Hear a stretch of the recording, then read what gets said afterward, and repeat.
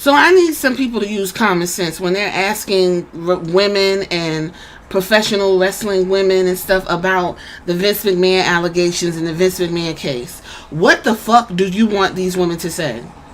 Let's use a little common sense. And now, I took the time to read the entire case. And I want you, if you listened to how Vince McMahon operates when he goes after these women, I want you to notice something. They have no one around them. They're not married. They're in like some type of turmoil. And him being a predator swoops right in. It's no different than a snake watching a field mouse have fun in the field. Nobody's around. It's playing around. And that snake comes and strikes it and eats it. Why are you asking Becky Lynch what she thinks about the allegations? What's she supposed to say? I just want to know. Well, I think it's terrible, Mrs. Motherfucker. She's going to be as professional as possible while still being diplomatic because the woman got to eat. Now, we can sit here and say, well, she should say what she want to say. Motherfucker, you go to work every day and you don't say what you want to say. And you know damn well there's ethics violations, sexual harassment, racism, discrimination, ableism, rape culture all up and through your goddamn work environment. And if somebody asks you, well, what's it like working at ABC? You gonna be like, well, ain't none of it happened to me. And, I think that's unfortunate what happened to that person. But, I hope we get to the bottom of it. Like, come on. What you want these people to say?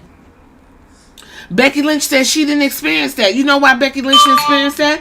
I'm going to tell you why. Because first of all, we already figured out that Vince doesn't find Becky Lynch attractive. He told her she was, somebody said either James Laurinaitis or that bucktooth cameraman told Vince, or they all came to agreement that she was bony and although thin and flabby, had a flabby butt. She wasn't attractive to them, number one. Number two, Becky always had people around her in NXT. She was an active woman on the roster. So would that make sense for Vince McMahon to go after her in that particular way? No, it would not. So no, she would not have experienced Vince McMahon's transgressions. Then you're asking all these random women from back in the day, who old divas and stuff. Yes, they seen Vince McMahon do nasty shit. We all seen him do nasty shit. He scripted it and put it on TV because he's just that fucking sick. But these women weren't going to bring it up and talk shit at that moment because they were young and ambitious. So what the fuck exactly do you want them to say is the question. Here's Natalya. Somebody asked her.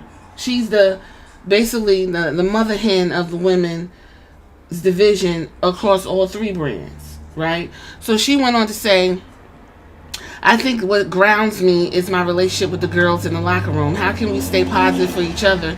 And how can we stay supportive of each other? Just being there to talk to each other and work through things.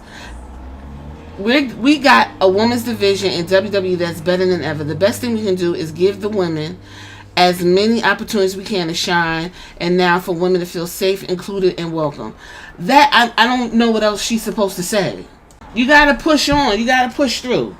The guy's no longer there. They got rid of him. It's under Triple H. Let's not sit here and say Triple H wasn't promoting rape culture back in the day. The whole WWE was. But did he put his transgressions on other women? We'll never know. We know him and Chyna and Stephanie in that little triangle situation they had, but Triple H didn't write the script. He didn't write that. It's a new guard. It's a new thing. You can't do what men used to do back in the damn day. But when you're a predator, you have a certain type of prey that you look for. So that you are asking these women their opinion, they're telling you, I've been there for such and such years. I never seen this. They never came at me like that. And if this is happening, this is terrible and I hate to hear it. But right now, my experience with the WWE has been positive. I support the woman. I support everybody that's been affected by that. And I hope they come to a good conclusion and we can move forward from this and learn from my mistakes. That's the best diplomatic shit you want to say. What the fuck y'all want Natalya to say? What you want to say? Well, what you don't want her to say is what fucking Kevin Nash said. one man's kink, one man's perversion is another man's, just horrific. One man's three black dongs. Yeah, we're all for. I mean, it's just everybody's to, like my thing I said at the beginning is, if it's trafficking, if it's rape, if it's sexual assault, those are criminal charges, and those have to be addressed in exactly that manner. If they're just fucking being used to push more money into this situation for somebody to get a payday, Settlement. then that's wrong, and the system's being used for the wrong is being used the wrong way, and I don't think that people should be. I don't think people should be in any way rewarded for deviancy. Either way, and whether it just be deviant business that comes off of fucking deviant sexual behavior. And that's just a little bit. First of all, Kevin Nash fails to realize what a power dynamic is and why ethics takes down some of the biggest billionaires, millionaires, trillionaires, power players in business and in history. Because ethics, you cannot dominate a subordinate because you're in power. We witnessed that when The Rock told Seth that I will take your belt if you keep talking shit to me. You can't do that ethically. That is an example of power dynamics. Kevin went on to say one man's kink is should be okay. You can't kink it up at the job, Kevin, you fucking idiot. You can't sit there and put a bunch of dicks and schlongs all over your office and name them Bobby Lashley, Kevin Nash, John Cena, Brock Lesnar, and proceed to plow and brutalize a woman down to the office. Kevin went on to say, these were done to me by a 77-year-old woman. A 77-year-old man, and I wouldn't be looking for a payoff. I could be looking for criminal charges if you can get civil. First of all, Vince McMahon may be 77 years old, but he's not a typical 77-year-old man. That man stays in the gym. He is built. He is muscular. This woman, from the picture and the description, was fucking going through turmoil, weighed 80 pounds. He said this wasn't a 14-year-old girl who gave a man a hand job. When they say she's being groomed, well, Jesus, how did she not get out of this? Grooming has nothing to do with age. Now I got to put my social worker hat on. Grooming has nothing to do with age. You can be groomed as a grown motherfucking person. Hence, people get kidnapped. People get abused in relationships. You don't have to be a child to be groomed, Kevin. Next, he says, Sean and Kevin say there's surely authorities investigating, and the board investigated that they thought he should be brought back. So what did he do? Sean says that perhaps people are going after Vince for money because Vince cashed out so much in stock. Had Vince paid the woman, I read it. Had Vince paid that woman the $4 to $5 million, $3 to $4 million that he said he was going to pay in this bullshit he done hooked up, we wouldn't be hearing this. Vince stopped paying the woman. He didn't keep his end of the bargain. She didn't want all of this out and her reputation ruined because the shit they was doing was fucking disgusting. He doodled on her head and proceeded to fuck her in various threesomes with poop smeared all over her face. That's worth actually no money in the world. Bitches go to Dubai and get doodled on for $10,000, $15,000. They came for the $4 million. He stopped paying her. Kevin says his girlfriend got harassed on Rumble weekend while he was trying to book the show because he didn't take time to read the 68 pages after his father-in-law already backed out the company. And what Kevin say? What happened? Your girlfriend had harassed and you told her what? To shut the fuck up?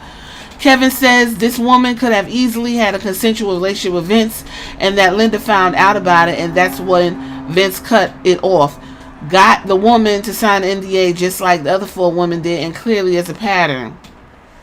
As in cheating, not abuse. This is what happens when you don't read the paperwork. Linda and Vince on paper is a business relationship. Linda had nothing to do with Vince fucking these women. Vince chose to do it.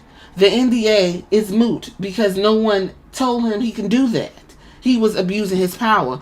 I don't even know what the fuck Kevin is saying here outside of heavy duty victim blaming. Kevin then says that the victim's attorney is short and blonde, and she looks like she went to the fucking University of Phoenix to get her law degree and knows nothing about what does the way the woman look have to do with why Vince groomed and proceeded to sexually abuse this woman. Again, shut the fuck up, Kevin. You do not understand what grooming is. Kevin then says Vince has enough money that he will have no problem with the victim on the stand. Again, Kevin, you're playing into the highest echelons of patriarchy there is. It's almost like watching an episode of Mad Men when watching the Kevin Nash podcast. And I also think Kevin seems to be in the early stages of dementia. Kevin then says he only seen blurbs in the mainstream news, nothing else. That is why you should shut the fuck up if you don't have the facts. Kevin says 68 pages thing wasn't written by someone who knows what the fuck they're doing. Meanwhile, you don't even know what's in the 68 pages and whether or not you have any information because you've seen blurbs. Kevin then says he's not going to read all the pages of the lawsuit, but he looked at it because Paul is such a good friend and Vince made him a star. So he read it because Paul Levinsky is a good friend and Vince made him a star. He didn't read nothing. I don't think Kevin Nash knows how to read. I don't think he is going to sit down and read 68 pages of law jargon. He can barely get out a sentence. He went on to say the things that have been alleged are horrific, but if you know Vince, it's a fantasy. It's a power thing. The text or a fantasy play, and the women threw Vince under the motherfucking bus to get a payout for her and her blonde-haired attorney. At this particular point, this again is the question. What the fuck do you want these wrestlers to say when it comes to Vince? Do you want them to speak like Becky, Natalia, and the other ladies, or do you want them to speak to the point where it's so fucking dumb and inflammatory that it shows your undereducation, it shows where your loyalties lies, it shows where you have no ethics? Kevin, if you don't know what the fuck you're talking about, you should say, listen, I don't have all the information. I've seen some blurbs. The shit sounds terrible. I don't even want to even talk about it for real. I think that everything needs to be played out in court. That's all Kevin had to say. No, he had to take it all the way and sound like a fucking idiot in the process. Anybody who wants to play devil's advocate with Vince McMahon is a fucking idiot. This is supposed to be the smart guy of the clique. I don't know if this is what's left of the clique. Jesus, the legacy sucks. Not to mention, wasn't I can't X-Pac a part of the clique too? Didn't are we gonna talk about what he did and to China with the porn and the drugs and was with her all the way to the end? Had her fucked up. The clique ain't shit. Kevin Nash ain't shit. His hot takes are full of sexual lies. Old ass, old guard, good old boy network.